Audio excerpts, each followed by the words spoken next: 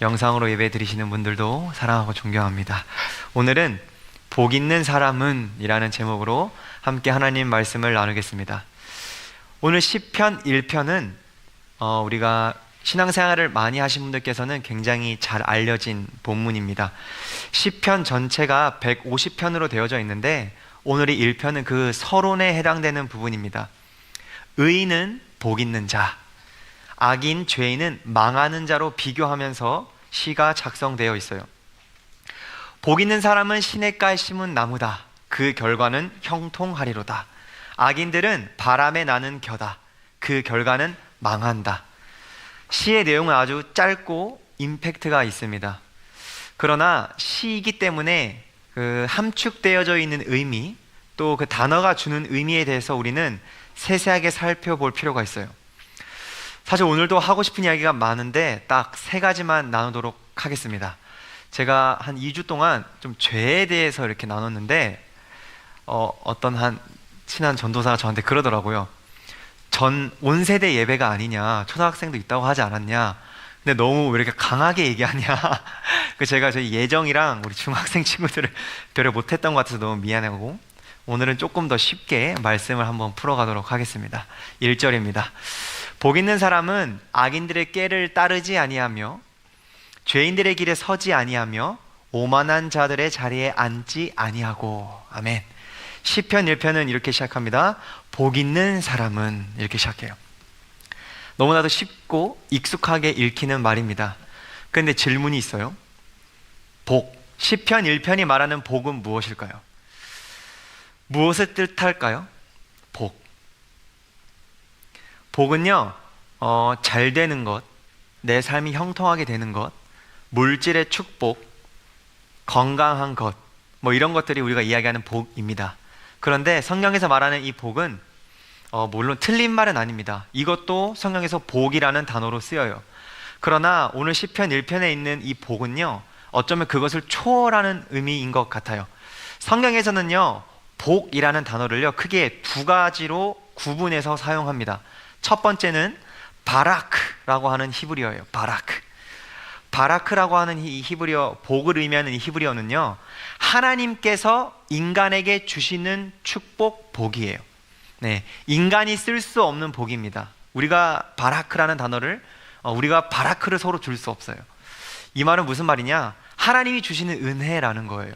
하나님이 베푸시는 축복, 하나님께서 아브라함에게 주신 복이죠.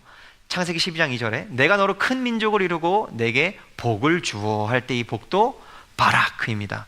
그리고 민수기 6장 24절에 여호와는 내게 복을 주시고, 바라크예요. 즉 바라크는요, 이 바라크라는 복은 내가 만들어내는 것이 아니라 하나님으로부터 주어지는 복, 하나님의 주권에 의한 축복을 뜻해요. 그리고 또 복이라고 하는 이 번역되는 이 단어는, 또 다른 단어는 에쉐르라고 하는 히브리어입니다. 에쉐르. 이 에쉐르는 하나님께서 주신 복이 아니라 하나님께서 주신 이 복을 받고 있는 인간의 복 있는 상태를 말하는 단어예요. 하나님께서 주신 복을 인간 편에서 받은 상태를 뜻한다는 거예요. 자, 이 시편 1편에 나오는 이 복 있는 사람에 했을 때 이 복이 에쉐르거든요. 이 말의 뜻을 좀 더 풀자면, 우리가 어떤 사람을 볼 때 저 사람 복되다, 저 사람 복 있는 것 같아, 하나님으로부터 받은 은혜로 저 사람은 사는 사람인 것 같아, 그 상태를 뜻하는 말이에요. 이 에쉐르. 네. 이 복이라는 의미가 아니라 복받은 상태를 뜻한다는 거죠. 도대체 어떤 사람이 복 있는 상태냐? 시편에 한 가지 예가 있어요. 시편 30편 1절, 허물의 사함을 받고 자기 죄가 가려진 자는 복이 있도다. 아멘. 에쉐르예요.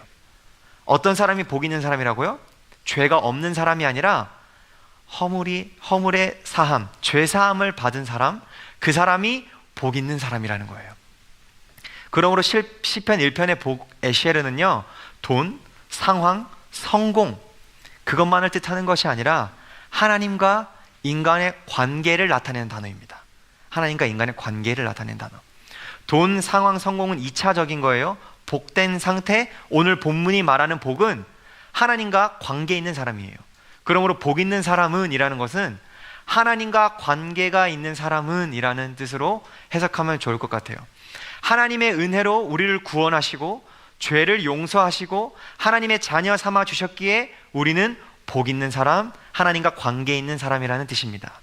그래서 2절에 자연스럽게 이어지죠. 그 복 있는 사람은, 하나님과 관계가 있는 사람은 오직 여호와의 율법을 즐거워하여 그의 율법을 주야로 묵상하는도다. 아멘. 하나님으로부터 죄사함을 받았고 그 은혜를 경험하지 못하면 억지로 말씀을 즐거워할 수 없다는 거예요. 네. 은혜를 알아야 내가 그 하나님 말씀을 주야로 묵상할 수 있어요. 기뻐하면서. 왜 말씀이 즐거운 줄 아십니까? 은혜를 경험했기 때문이에요. 그 복이 있는 사람은 하나님과 관계가 있는 사람입니다. 그래서 우리가 말씀을 묵상하는 것, 내가 말씀을 펼쳐본다는 것은요, 우리에게 막 주어진 숙제, 그 어렵다기보다 하나님과의 관계 속에서 나오는 결과이자 기쁨이라는 거예요. 그 기쁨을 누리시길 바랍니다. 우리는 복 있는 사람이에요. 그렇습니다. 복은 잘 되는 것이 아니라 하나님과의 관계를 뜻하는 단어예요. 네. 시편 73편 28절입니다. 하나님께 가까이함이 내게 복이라. 내가 주 여호와를 나의 피난처로 삼아 주의 모든 행적을 전파하리이다. 아멘. 에베소서 1장 3절 찬송하리로다. 하나님 곧 우리 주 예수 그리스도의 아버지께서 그리스도 안에서 하늘에 속한 모든 신령한 복을 우리에게 주시되. 아멘. 무엇이 복입니까? 하나님과의 거리, 그분과의 관계를 가까이함. 관계가 가까워질수록 우리가 더 복된 사람이라는 것이에요. 그리고 그리스도 안에서 복을 주신다고 합니다. 내가 예수 그리스도와 관계에 있는 사람일 때 그 사람이 복된 사람이라는 거예요. 우리는 세상의 복을 얻기 위해 사는 사람이 아니에요. 우리는 이미 하나님과 연결된 그리스도를 아는 복이 있는 사람입니다. 하나님과 더욱 가까워지는 복 있는 사람이 되시길 주님의 이름으로 축복합니다. 이제 1절 말씀을 다시 한번 볼게요. 복 있는 사람은 악인들의 꾀를 따르지 아니하며 죄인들의 길에 서지 아니하고 오만한 자들의 자리에 앉지 아니하고 라고 나와 있어요. 복 있는 사람은요, 단순히 하나님께로부터 그 은혜를 받고 하나님과의 관계가 이제 있다 해서 멈추는 사람이 아닙니다. 복 있는 사람은 세상과는 다른 삶을 사는 사람, 즉 구별된 사람이라는 것을 이 시편 1절에서 이야기해주고 있어요. 오늘 본문은 복 있는 사람은, 하나님과 관계 있는 사람은, 하나님께 은혜를 받은 사람은 가장 먼저 하지 않는 것을 말해요. 악인들의 꾀를 따르지 아니하며 죄인들의 길에 서지 아니하며 오만한 자들의 자리에 앉지 아니하다. 이 구조를 보세요.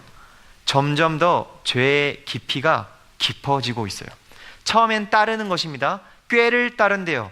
생각이 악인들을 따라간다는 거예요. 그리고 그 다음은 서는 겁니다. 선다는 건 뭡니까? 행동으로 내 생각이 옮겨진 상태예요. 내가 죄인들의 자리에 서 있다는 거죠. 꾀에서 넘어가서. 마지막으로 앉는 것입니다. 이 앉는다는 말의 뜻은 뭐냐면 내 삶이 그곳에 자리 잡았다는 것을 의미해요. 즉 내 정체성이 담긴 단어죠. 처음엔 생각으로 죄를 지었다가 행동으로 이어지고 그게 내 정체성이 되어버린다는 거예요. 그런데 하나님과 관계가 있는 그 복 있는 사람은 그 흐름을 끊어내는 사람이라는 겁니다. 또 세 부류의 사람을 말해요. 악인, 죄인, 오만한 자. 이 뜻도 비슷한 뜻 같지만 점점 더 악해지고 있어요. 악인은 무슨 뜻이냐면 하나님 없이 자기 기준으로 사는 사람을 이야기하는 말입니다. 예. 죄인은 누구냐면 이제 자기 기준으로 사는 그 사람이 내 기준으로 죄를 선택해서 죄를 반복하며 짓고 사는 사람, 그 사람이 죄인이라는 뜻이에요. 그리고 오만한 자는 무엇이냐면 이제는 하나님을 무시하고 조롱하는 자를 뜻하는 말입니다. 하나님 없이 시작된 삶이 결국 하나님을 거부하는 자리까지 갔다는 거예요. 그런데 복 있는 사람은 이들과 같지 않다라고 말하는 겁니다. 세상 속에서 구별된 삶을 사는 사람, 그 사람이 바로 하나님과 관계에 있는 사람, 은혜 받은 사람, 복 있는 사람이다 라고 이야기하고 있는 거예요. 그렇다면 그 복 있는 사람은요, 하나님의 은혜로 하나님을 아는 사람, 즉 신앙생활을 하고 있는 우리를 뜻한다고 볼 수 있어요. 우리가 복 있는 사람입니다. 하나님을 알기에 이 자리에 나와 있어요. 신앙생활 처음에는요, 하나님을 아는 것에서 시작합니다. 하나님을 바로 아는 것. 그러나 신앙생활은요, 거기서 끝나지 않아요. 이제 하나님과의 관계가 점점 더 깊어지는 단계로 나아갑니다. 그것을 우리는 성화의 과정이라고 하죠. 그렇다면 성화가 무엇입니까? 오늘 본문이 이야기해줘요. 내 삶 속에서 잘못된 생각이 있다면 그 생각, 그 꾀를 버리라는 거예요. 그리고 내 삶 속에서 내가 지금 잘못된 길 위에 서 있다면 그 길 위에서 멈춰서 돌아오라는 겁니다. 내 삶 속에서 지금 내가 잘못된 자리에 앉아 있다면 그 정체성을 버리고 하나님께로 내려오라는 거예요. 이렇듯 신앙생활은요, 내 삶의 모든 방향이 수정되어서 하나님과 점점 더 가까워지는 상태를 뜻합니다. 하나님을 믿는다는 것, 하나님과 관계가 있다는 것은 계속해서 내 삶의 모든 부분의 방향을 하나님께로 돌려놓는 사람이에요. 그것이 복입니다. 그래서 구별된 삶이란, 복 있는 사람이 사는 삶이란 거창하고 대단한 일을 하는 것을 말하지 않아요. 구별된 삶은 무엇이냐? 내가 지금 서 있는 자리에서 하나님이 원치 않는 것을 끊어내는 것, 그것이 구별된 삶, 복 있는 사람이 사는 삶이라는 것입니다. 제가 지난 2주 동안 죄에 대해서 계속 말씀드렸어요. 절대 죄를 가볍게 여기지 마시기 바랍니다. 죄는 그냥 하루하루 살다가 조금 잘못된 선택을 하게 되는 것이 아니에요. 그 한 번의 선택이, 그 한 번 잘못된 생각과 꾀가 점점 더 깊어져서 그 자리에 앉게 한다는 거예요. 죄는 우리를 점점 더 깊어지고 늪으로 빠지게 합니다. 물론 죄가 없는 사람은 없어요. 복 있는 사람은, 오늘 본문에서 말하는 이 복 있는 사람은요, 죄가 없는 사람을 의미하는 것이 아닙니다. 누구나 죄에 걸려 넘어질 수 있습니다. 시편 32편 1절에도 아까 그렇게 말했잖아요. 허물의 사함을 받은 자가 복이 있도다. 다윗도 걸려 넘어졌어요. 그러나 빨리 그 길에서 내려오시길 바랍니다. 다시 삶의 방향을 하나님께로 돌리는 회개의 은혜가 우리의 삶에 있게 되길 바랍니다. 다윗처럼 돌아오십시오. 그것이 우리에게 복입니다. 하나님과의 관계가 완벽하셨던 분이 있죠. 바로 예수 그리스도이세요. 예수님께서는요, 사람들이 원하는 길이 아니라 하나님께서 원하시는 길을 선택하셨어요. 편한 길이 아니라 십자가의 길을 걸어가셨어요. 왜 그러셨을까요? 하나님과의 관계가 사랑으로 충만하셨기 때문이에요. 이렇듯 복 있는 사람의 길은요, 편하지 않을 수 있습니다. 그러나 우리는 그리스도인이에요. 이미 하나님과 관계가 있는 사람, 하나님의 은혜를 입은 사람, 이미 복 있는 사람입니다. 그렇다면 이제 우리는 어떻게 살아야 합니까? 내 기준, 내 뜻을 내려놓아야 돼요. 죄의 자리에서 일어나셔서 하나님께로 돌아오시길 바랍니다. 그렇습니다. 복 있는 사람은 죄가 없는 사람이 아니라 죄에서 돌이켜 하나님께 돌아오는 사람입니다. 그 사람이 복 있는 사람입니다. 오늘 이 거룩한 주일날 복 있는 사람이 되길 주님의 이름으로 축복합니다. 야고보서 4장 8절, 하나님을 가까이 하라. 그리하면 너희를 가까이 하시리라. 죄인들아, 손을 깨끗이 하라. 두 마음을 품은 자들아, 마음을 성결하게 하라. 아멘. 누가복음 15장 18절에서 20절 탕자 이야기입니다. 내가 일어나 아버지께 가서 이르기를, 아버지, 내가 하늘과 아버지께 죄를 지었사오니 지금부터는 아버지의 아들이라 일컬음을 감당하지 못하겠나이다. 나를 품꾼의 하나로 보소서 하리라 하고, 이에 일어나서 아버지께로 돌아가니라. 아직도 거리가 먼데 아버지가 그를 보고 측은히 여겨 달려가 목을 안고 입을 맞추니. 아멘. 야고보 사도도 이 누가복음에 이 예수님의 비유도 하나님께로 돌아갈 때 그냥 돌아오라고 하지 않습니다. 죄의 길에서 회개하고 돌아오라고 합니다. 회개가 시편 1편에서 말하는 그 말입니다. 악인들의 꾀에 넘어가지 아니하며 죄인들의 길에 서지 아니하며 오만한 자들의 자리에 앉지 아니하고. 그때 회개하고 돌아왔을 때 탕자의 아버지가 탕자가 아직 오지도 않았는데 버선발로 나가서 그를 안아주셨듯이 하나님께서 우리를 기다려주시고 안아주실 것입니다. 기억하시기 바랍니다. 복 있는 사람은 죄가 없는 사람이 아니라 죄의 길에서 돌이켜 하나님께 돌아오는 사람입니다. 그런 우리가 되길 주님의 이름으로 축복합니다. 계속해서 말씀을 봅니다. 3절입니다. 그는, 복 있는 사람 그는 시냇가에 심은 나무가 철을 따라 열매를 맺으며 그 잎사귀가 마르지 아니함 같으니 그가 하는 모든 일이 다 형통하리로다. 아멘. 시냇가에 심은 나무, 상상해 보십시오. 냇가에 나무가 심겨졌어요. 뜨거운 여름 태양 아래 마르지 않습니다. 계절이 바뀌어도 그 나무는 여전히 푸른 나무예요. 때가 되면 반드시 열매를 맺게 되는 나무입니다. 그 나무, 바로 복 있는 사람의 인생을 비유한 내용이에요. 열매. 우리 눈에는 열매가 보여요. 잎사귀가 보입니다. 중요해 보여요. 그런데 본문을 자세히 보면 본문이 가장 먼저 말하는 것은 열매 잎사귀가 아니라 어디에 심겨 있는가를 말해줘요. 바로 시냇가입니다. 그는 시냇가에 심겨진 나무라고 이야기해요. 끊임없는 생명의 물이 공급되는 자리. 그래서 이 나무는요, 하루하루를 버티는 것이 아닙니다. 그냥 하루하루 그 생명의 물을 공급받으면서 살아가고 있어요. 그 나무는요, 억지로 열매를 맺지 않습니다.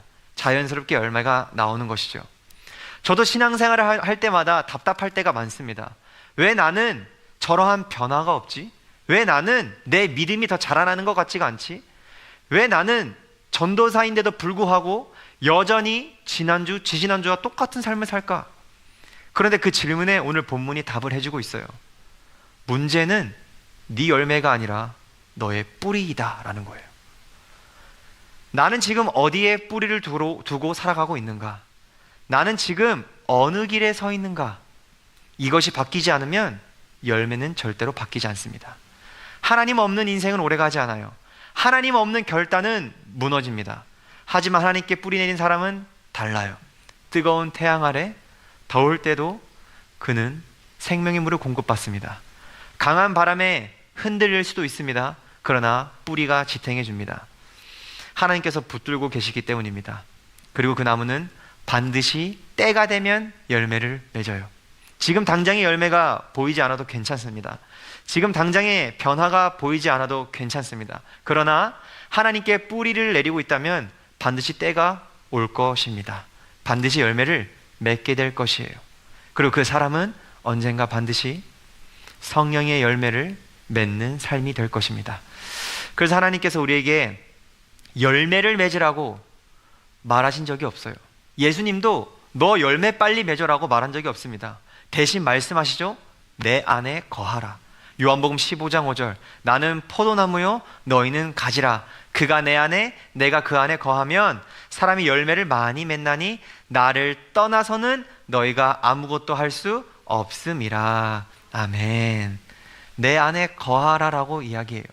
그러면 그때 열매를 많이 맺게 된다는 거예요. 열매의 비결도 무엇입니까? 관계입니다. 하나님과의 관계. 하나님과 붙어 있느냐, 내가 그분과 계속 관계가 있느냐, 그 차이가 우리들의 인생을 결정합니다. 사랑하는 성도님들께서는 삶을, 마음을 어디에 심으셨습니까?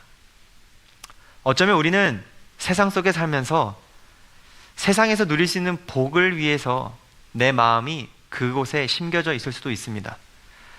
중요하죠. 세상 속에 살고 있으니까. 그런데 우리들의 삶 가운데 하나님과의 관계를 위해서 내 삶을 심은 나만의 시간이 있습니까?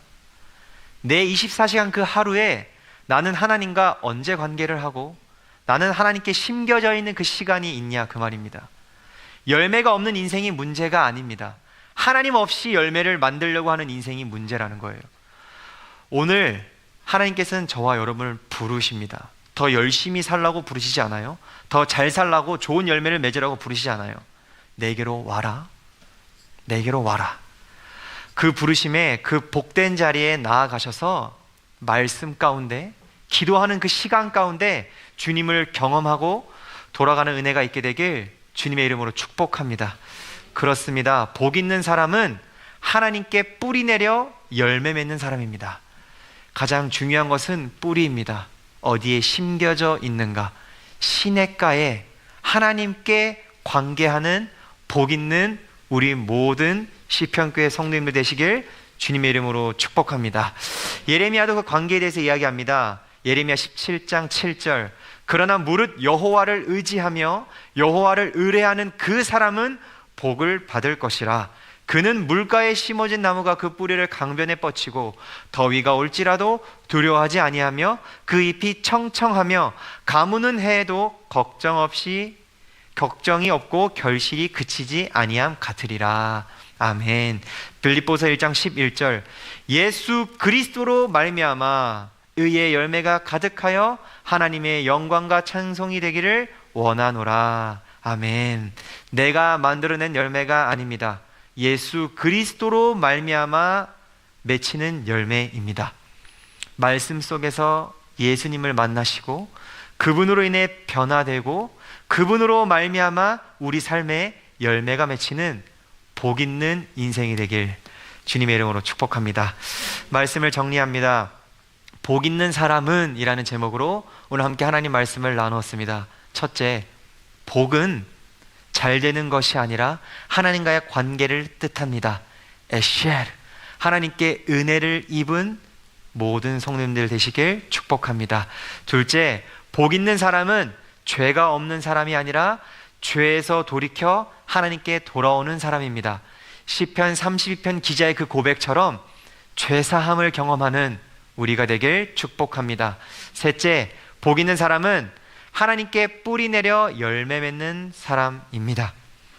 그 뿌리를 시냇가에 심는 나무처럼 하나님께 하루하루의 삶 가운데 뿌리를 내리는 우리들의 복된 인생 되길 주님의 이름으로 축복합니다. 우리 시간 다 함께 주와 같이